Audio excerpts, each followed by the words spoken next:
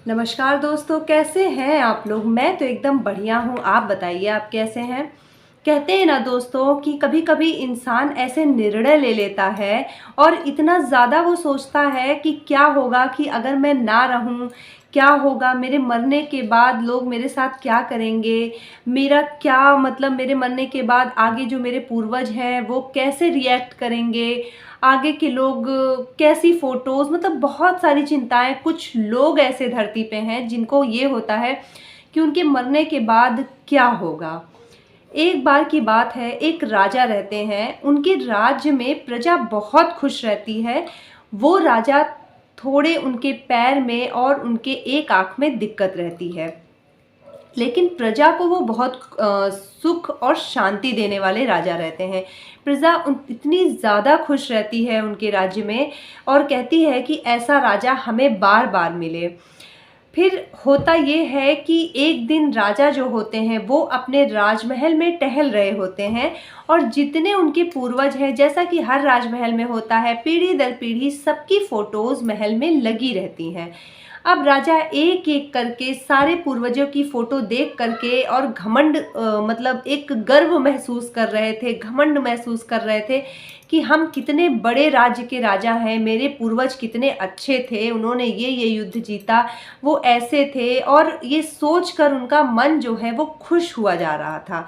ऐसे करते करते वो अपने पिता की फ़ोटो पे आए, और उसके बाद उनके बगल में उनके लिए एक पोर्ट्रेट बनी हुई थी, लेकिन उसमें वो मतलब सादी थी। वो इसलिए बनी हुई थी कि उसके बाद जब ये राजा ख़त्म हो जाते तो उनकी उसमें फ़ोटो लगा करके, उसमें जो पहले के पेंटर लगाते थे बना करके, वो उसमें लगा दी जाती। अब राजा ये सोचने लगे कि मेरे जो पूर्वज थे वो तो हाथ पैर सबसे सलामत थे, मेरा तो पैर भी नहीं सही है, मेरी एक आँख में दिक्कत है, कैसी फ़ोटो आखिर यहाँ पे बन के मेरी लगेगी, और वो कितनी ख़राब लगेगी। तो जो मेरे आगे की पीढ़ी है वो देखेगी तो क्या सोचेगी मेरे बारे में, कि ये राजा कैसे थे, दिव्यांग थे, ये कैसे राज करते थे, कैसे अपनी प्रजा को संभालते थे। उसके बाद उन्होंने पूरे अपने राज्य में ये ढिंढोरा पिटवा दिया कि जो मेरी सबसे अच्छी फ़ोटो बनाएगा उसे मैं मुँह मांगी कीमत दूंगा।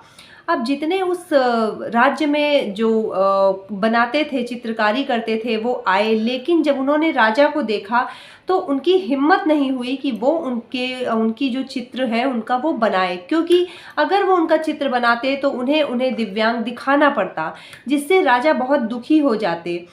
और इसके बाद वहाँ पे एक लड़का रहता है, वो आता है, कहता है, हे राजन, मुझे आप 1 हफ्ते का समय दीजिए, मुझे सिर्फ 7 दिन का समय चाहिए और मैं आपकी बहुत अच्छी फ़ोटो बना करके दूंगा।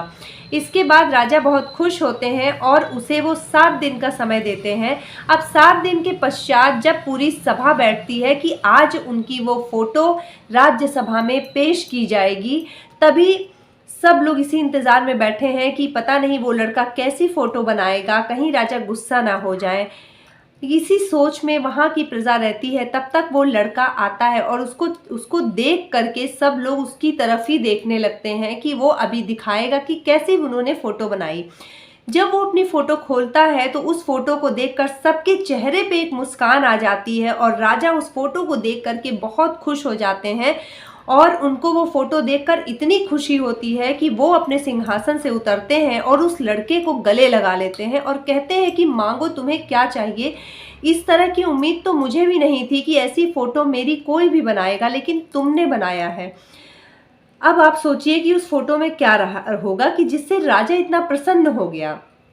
उस लड़के ने राजा को घोड़े पे बैठे हुए दिखाया, और घोड़े पे बैठने पे उसका वही पैर दिख रहा था जो सही सलामत था, और राजा तीर चला रहे थे उस पे बैठ करके। उसमें एक आंख बंद करके तीर चलाई जाती है, तो राजा की एक आंख जो खराब थी वो उसी तरफ तीर वो बनाया था उसने, और वो बंद आंखों से ये पता ही नहीं चल रहा था कि राजा दिव्यांग है, और दूसरी आंख जो सही सलामत थी वो राजा की अच्छे से दिख रही थी।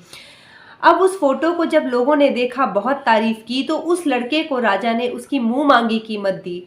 इसीलिए कहते हैं दोस्तों कि अपने ऊपर भरोसा रखो, अपने हुनर पे भरोसा रखो, कि क्या पता आपको वो चांस कब मिल जाए कि आपको अपना हुनर दिखाना हो। सिर्फ भरोसा रखिए, हर इंसान को वो मौका ज़रूर मिलता है, जैसे उस लड़के को मिला, और उसने अपने उस मौके का और अपने दिमाग का इस्तेमाल किया।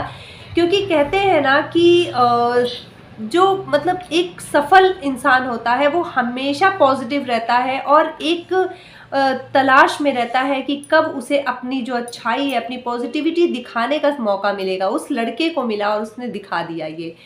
तो कैसी लगी आपको स्टोरी ज़रूर बताइएगा, चैनल को सब्सक्राइब कर लीजिएगा। मिलते हैं आपसे अगली मोटिवेशनल स्टोरी के साथ और जुड़े रहिएगा हमारे साथ। चैनल को ज़रूर सब्सक्राइब कर लीजिएगा। नमस्कार, जय श्री राम।